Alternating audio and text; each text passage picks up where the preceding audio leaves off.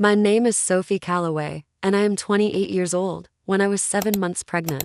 Exhausted, swollen, and barely leaving the house except for doctor's appointments. My best friend of 14 years started spending increasing amounts of time with my husband, always with some reasonable explanation. Always framed as simply helping me out during a difficult final stretch of pregnancy. I noticed small things. A particular laugh between them that lasted slightly too long. A text notification on my husband's phone that he closed slightly too quickly. Nothing I could point to directly. Nothing that felt, individually, like sufficient grounds for the kind of conversation I genuinely did not want to have during the final weeks of an already difficult pregnancy. What neither of them knew was that our home security system, installed 18 months earlier for entirely unrelated reasons, had been quietly recording every interaction that occurred in our living room and kitchen the entire time. Before I tell you what those recordings eventually showed, please take a moment to like and subscribe. Drop your city and the time where you are watching from.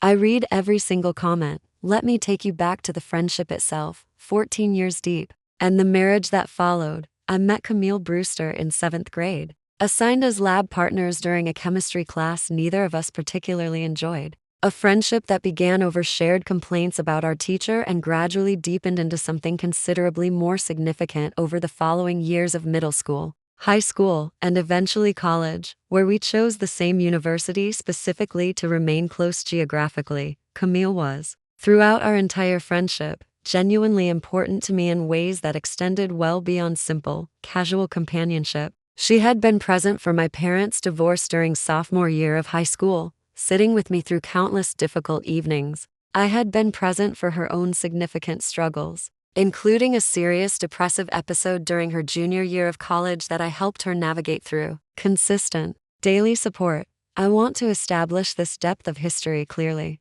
because I think it matters considerably to understanding the genuine shock and disorientation I eventually experienced regarding what occurred during my pregnancy. I met my husband, Jordan Calloway, during my final year of graduate school, a relationship that developed over roughly 2 years before we married, 3 years ago now. Camille was, naturally, deeply involved throughout this entire period, serving as my maid of honor, maintaining what appeared to be a genuinely warm, appropriate friendship with Jordan himself throughout our dating period and the early years of our marriage. I want to be specific about something that, looking back, perhaps should have registered as more significant earlier than it eventually did. Camille had gone through a difficult breakup roughly 8 months before I became pregnant, a relationship that had lasted nearly 3 years before ending, leaving her, by her own description during this period, genuinely lonely and uncertain about her own romantic prospects moving forward. I did not connect this specific vulnerability,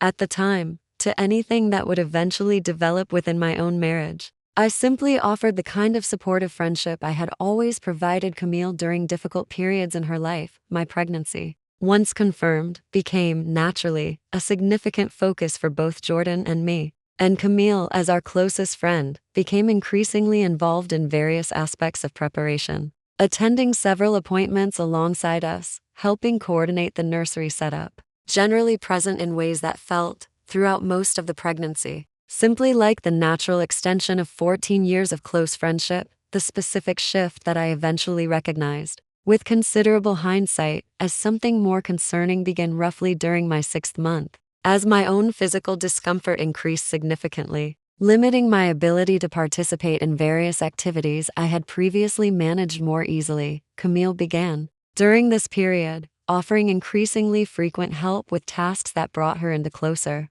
more frequent contact with Jordan directly, often during periods when I myself remained at home, resting, while they handled various errands or household tasks together. I want to walk through, specifically, several individual incidents during this period that, considered separately, each seemed entirely reasonable, but that, considered collectively, with the benefit of subsequent evidence, eventually revealed a considerably more concerning pattern. Camille began joining Jordan for grocery runs that had previously been simple, solo errands, explaining this as wanting to help him select items specifically suited to my changing pregnancy preferences. She began texting him directly, with increasing frequency, regarding various household logistics that, while reasonable on their surface, represented a noticeably different communication pattern than had existed during the earlier years of our friendship, when Camille had primarily communicated with me directly, rather than establishing independent,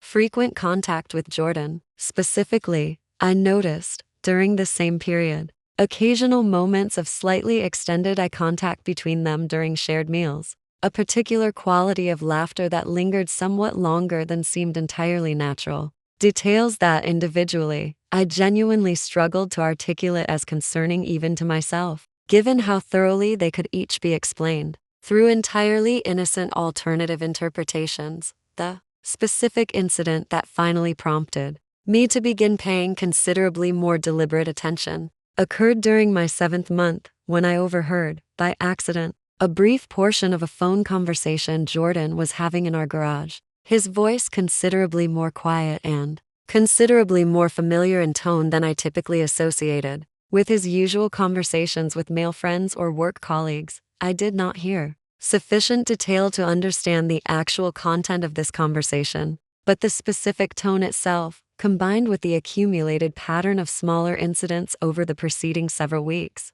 finally crystallized into something I could no longer simply dismiss as my own pregnancy-related anxiety or hypersensitivity.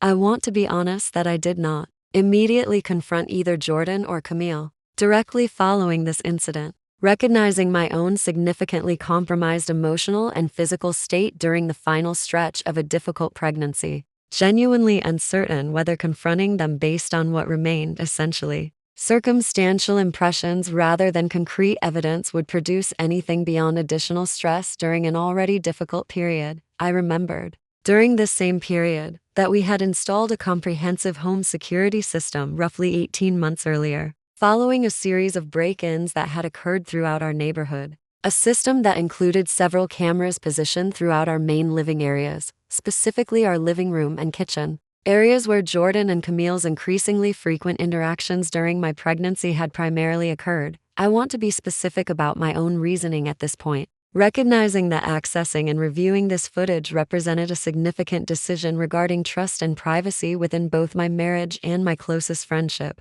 I decided, ultimately, that the accumulated pattern of smaller concerning incidents, combined with the specific tone I had overheard in the garage, justified reviewing the existing footage simply to understand whether my own growing suspicion reflected genuine concerning behavior or, alternatively, simply pregnancy-related anxiety projecting concerning interpretation onto entirely innocent interactions. I began reviewing footage from the preceding several weeks, focusing specifically on periods when Jordan and Camille had been alone together in our living room or kitchen, while I remained resting in our bedroom or elsewhere in the house. I want to walk through, specifically, what this footage eventually revealed, though I will describe it with appropriate restraint given the genuinely difficult and personal nature of what I observed. The footage confirmed, with considerable clarity, that the pattern I had been sensing throughout the preceding weeks reflected something genuinely concerning rather than simply my own anxiety. Multiple instances showed Camille and Jordan engaging in physical affection that extended well beyond appropriate friendship boundaries,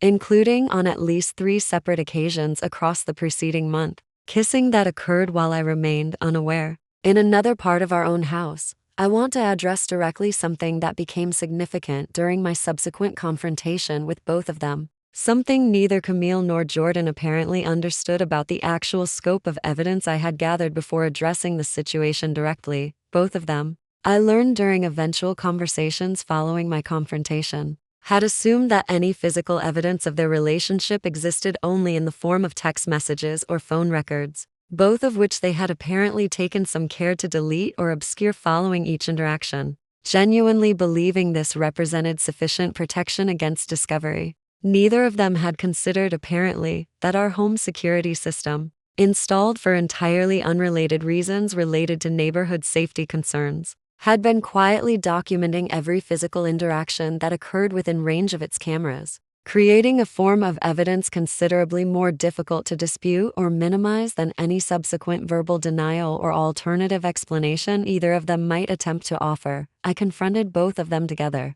deliberately, rather than separately, recognizing that addressing this situation with each of them individually would likely allow for considerably more opportunity to construct minimizing or conflicting explanations than confronting them simultaneously with the same direct evidence. I arranged for both of them to be present at our house on a Saturday afternoon, telling each of them separately that I needed to discuss something important regarding upcoming preparations for the baby's arrival. A framing that ensured neither of them anticipated the actual nature of the conversation that was about to occur once both of them had arrived. I told them directly that I had reviewed our home security footage from the preceding several weeks, and that I needed them both to understand exactly what I had observed before either of them attempted to offer any explanation. I watched both of their expressions shift in real time, from initial confusion regarding why I was raising this topic towards something considerably more alarmed as they began processing the specific implication of what I was describing.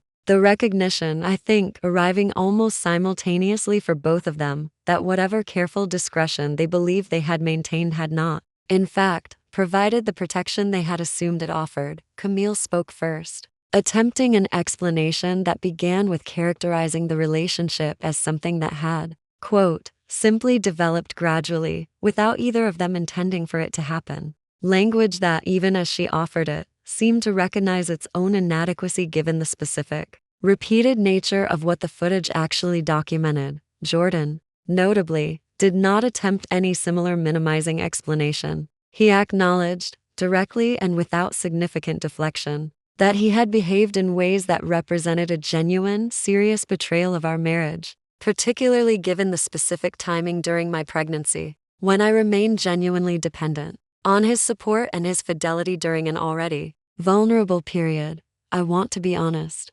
about the considerable emotional difficulty of this entire confrontation, occurring during my final weeks of pregnancy when I genuinely needed stability and support rather than the additional, significant stress of confirming and addressing this particular betrayal. I told both of them directly that our friendship, regarding Camille specifically, could not continue in any capacity going forward, given the depth and duration of the betrayal the footage had confirmed. I told Jordan separately that our marriage's future depended entirely on whether he was prepared for genuine, sustained accountability and considerable effort toward rebuilding trust, rather than simply offering verbal acknowledgement of what had occurred. The following weeks proved genuinely difficult, navigating both the final stretch of my pregnancy and the considerable emotional aftermath of this discovery, while also beginning the process of determining whether our marriage could, in fact, be salvaged, given everything that had occurred.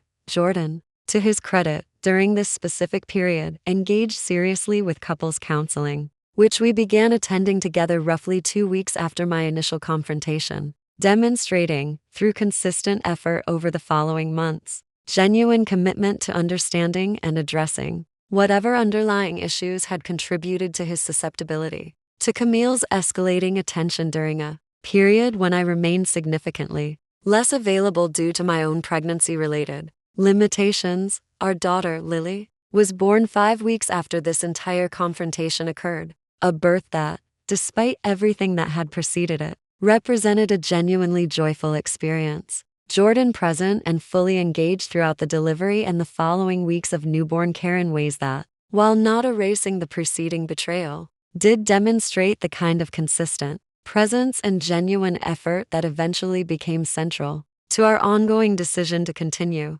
working on our marriage rather than ending it entirely. I have not spoken with Camille since that Saturday afternoon confrontation, a complete severance of a friendship that had spanned 14 significant years of my life, a loss that even now, nearly a year later, I still occasionally feel acutely, despite recognizing clearly that continuing any relationship with her would have been genuinely untenable given everything that occurred. I learned, through a mutual acquaintance several months later, that Camille had moved to a different city, apparently seeking, at least partially, to establish some distance from the considerable social consequences that resulted within our shared friend group. Once the general circumstances surrounding our friendship's ending became known, Jordan and I continue attending couples counseling. Now, roughly 10 months into this process, work that has genuinely strengthened our marriage in ways that extend considerably beyond simply addressing the specific betrayal itself,